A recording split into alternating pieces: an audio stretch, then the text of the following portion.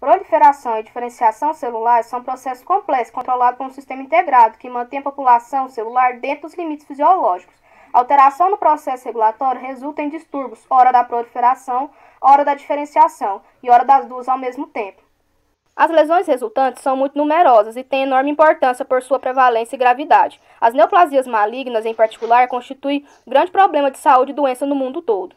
As lesões são agrupadas da seguinte forma: alteração no volume celular, quando a célula recebe estímulo acima do normal, aumentando a síntese de seus constituintes e o seu volume. Alteração na proliferação celular, aumento da taxa de divisão celular, acompanhado de diferenciação normal. Alteração na diferenciação celular. As células de um tecido modificam seu estado de diferenciação normal. As alterações da proliferação e da diferenciação celular, quando há proliferação celular e redução ou perda da diferenciação. Agora eu vou falar com vocês um pouco sobre a hipertrofia. A hipertrofia é um aumento dos constituintes estruturais e das funções celulares, o que resulta em um aumento volumétrico das células e do órgão afetado. Para que ocorra a hipertrofia, algumas exigências devem ser atendidas, como o fornecimento de oxigênio e de nutrientes deve suprir o aumento das exigências das células.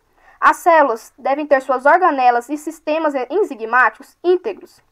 As células cuja atividade depende de estimulação nervosa só podem hipertrofiar-se se a inervação estiver preservada. A hipertrofia pode ser patológica ou fisiológica. A hipertrofia fisiológica ocorre em certos órgãos e em determinadas fases da vida, como fenômenos programados. Por exemplo, temos a hipertrofia da musculatura uterina durante a gravidez. Diferente da hipertrofia fisiológica, a hipertrofia patológica não é programada e surge dos seguintes estímulos. A primeira é a hipertrofia do miocárdio, quando há sobrecarga do coração por obstáculo de fluxo sanguíneo ou do volume de sangue na parede cardíaca. O segundo estímulo é a hipertrofia da musculatura esquelética, em atletas ou em trabalhadores que fazem grande esforço físico. Os músculos esqueléticos entram em hipertrofia.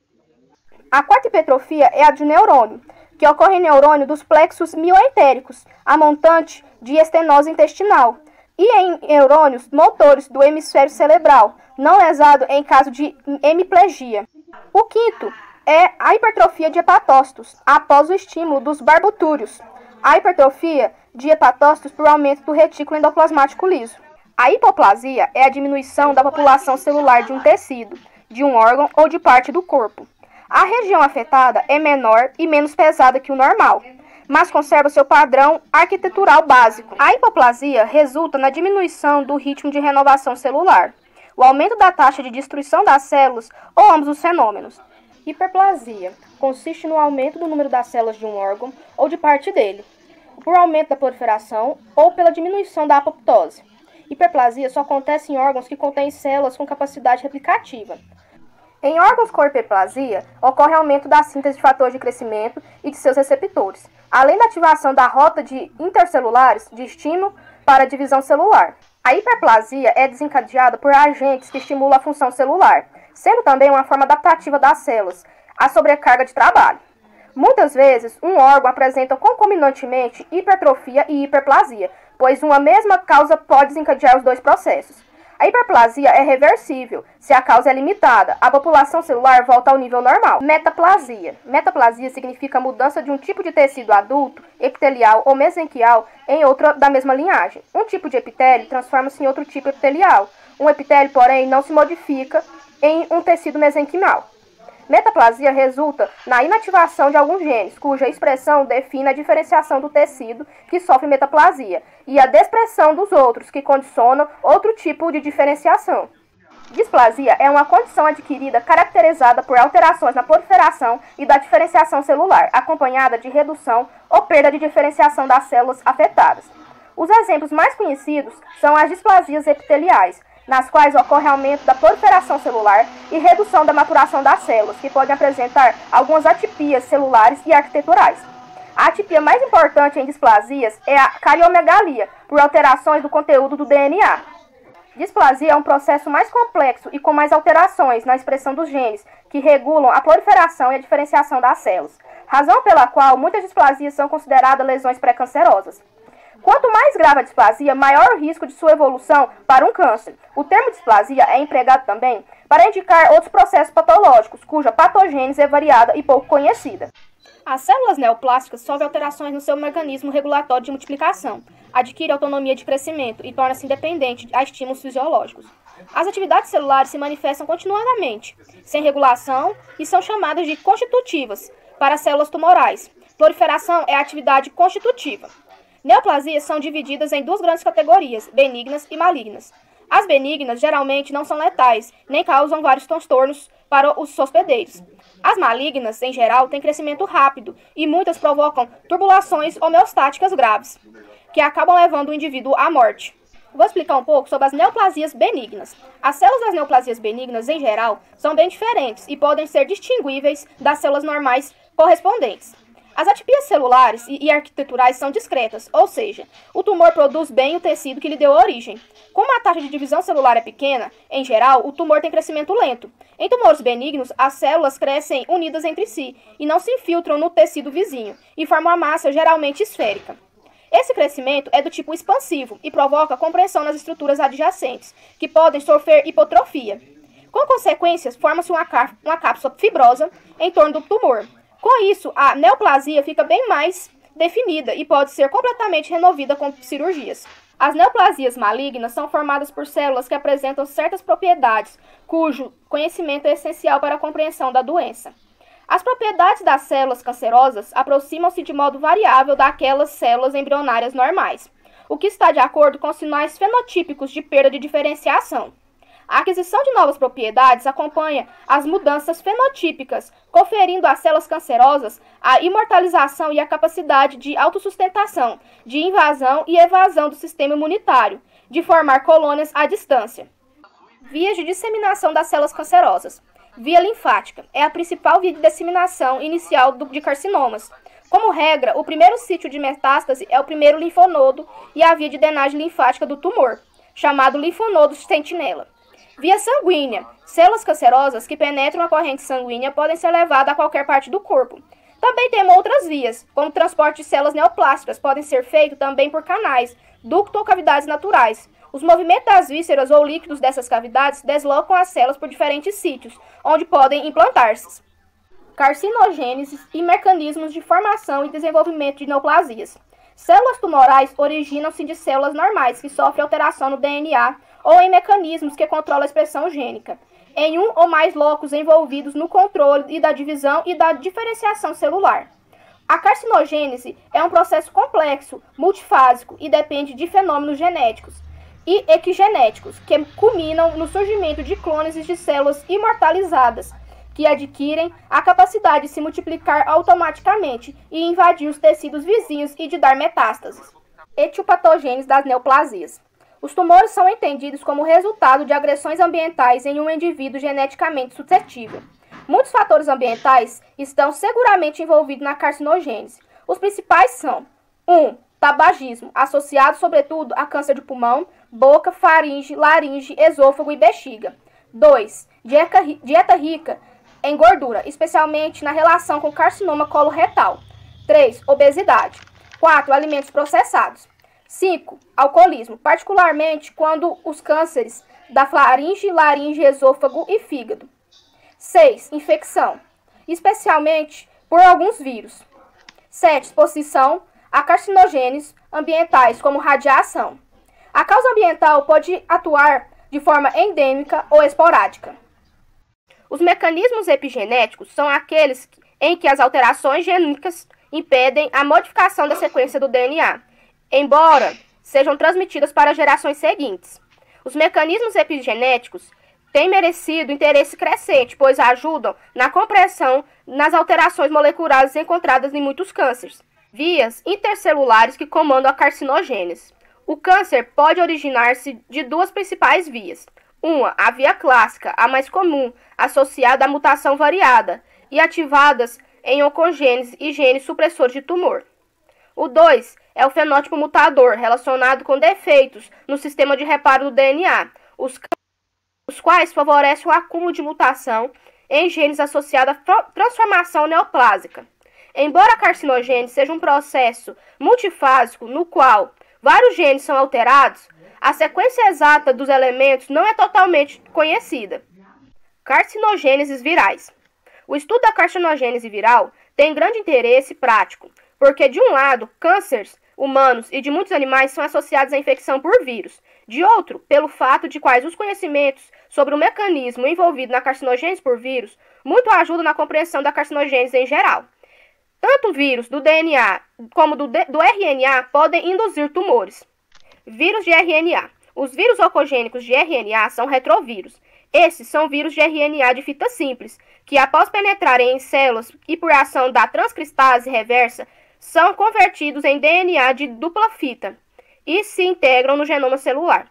O genoma do retrovírus tem 3 genes, o GAG, o POL e o ANV. Em cada extremidade, repetições de terminais longas, que é a LTR. O gene GAG codifica proteínas do cerne de Virizion. O POL, a transcristase reversa. O ANG, a glicoproteína do apoptídeo viral. A região LTR é uma sequência reguladora de expressão gênica, que contém pelo menos 3 componentes. 1. Os promotores. 2. Aumentadores ou acentuadores. E o 3. O sítio de pluridelimitação.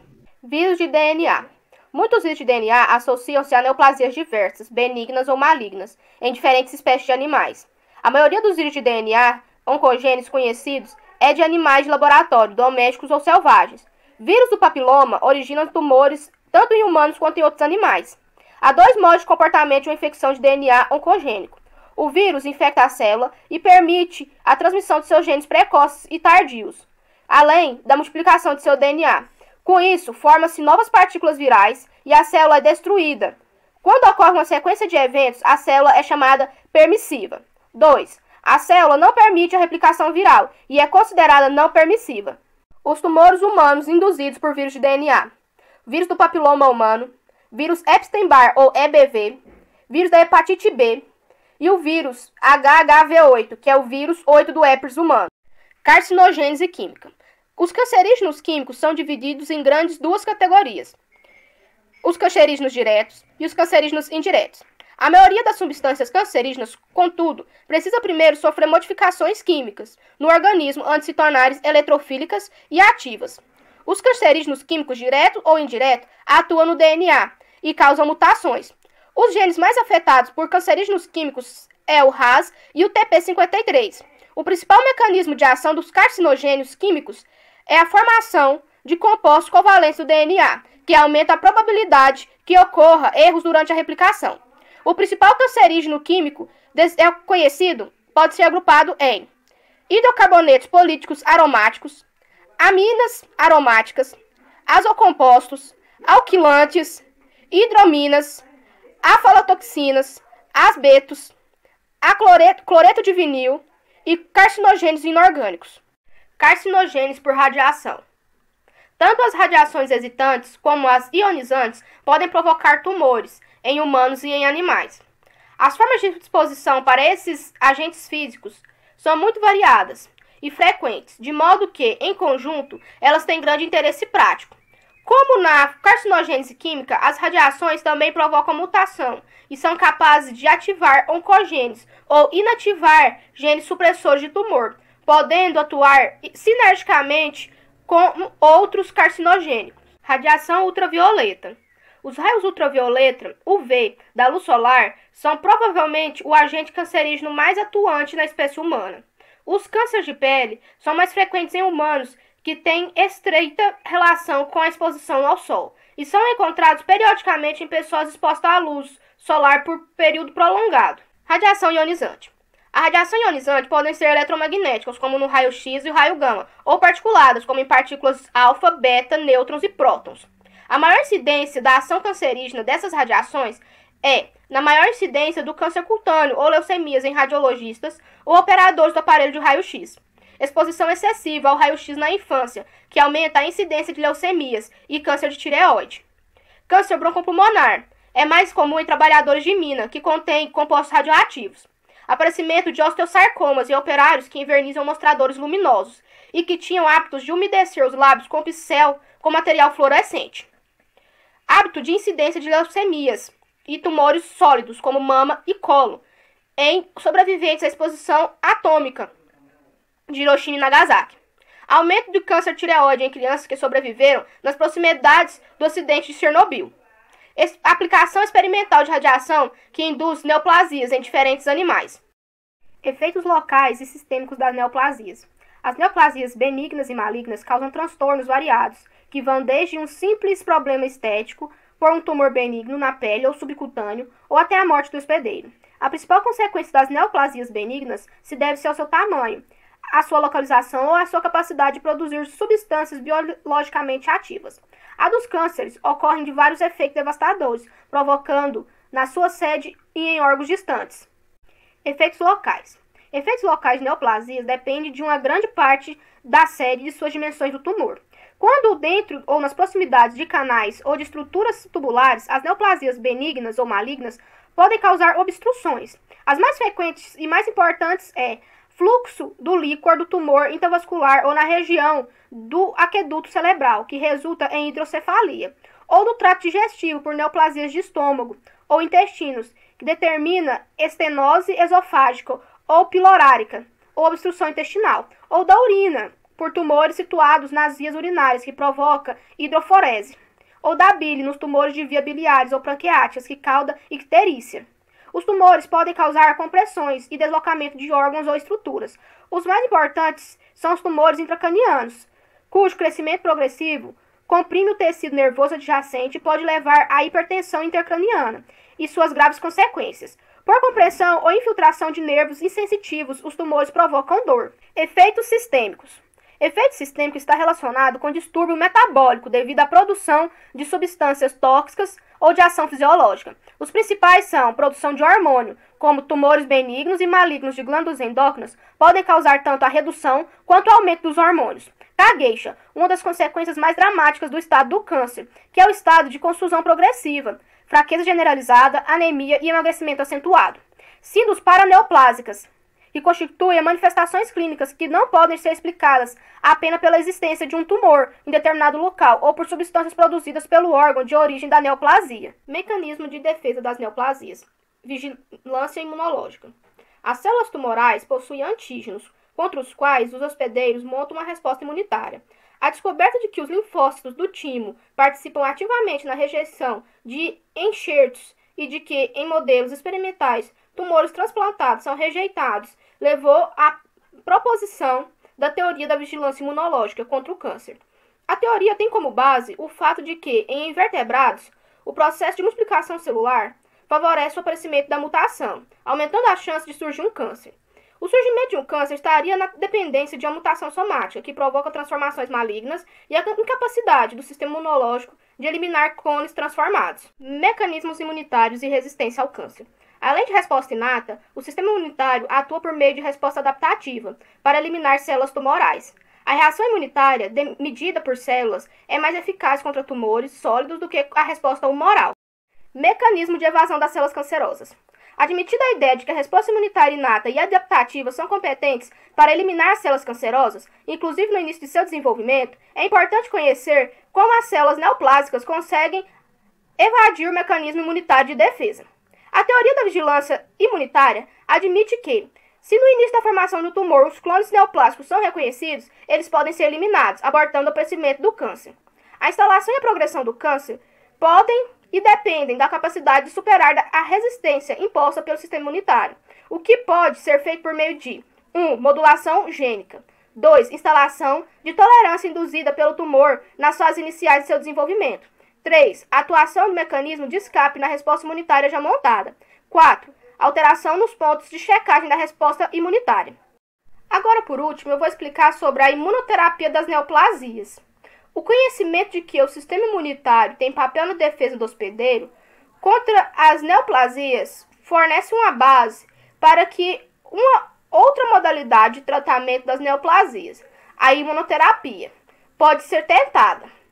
Há várias maneiras de atuação nessa área. As principais abordagens experimentais em animais, laboratórios ou ensaios clínicos são as seguintes: a manipulação da resposta da imunidade inata e a manipulação da resposta da imunidade adaptativa.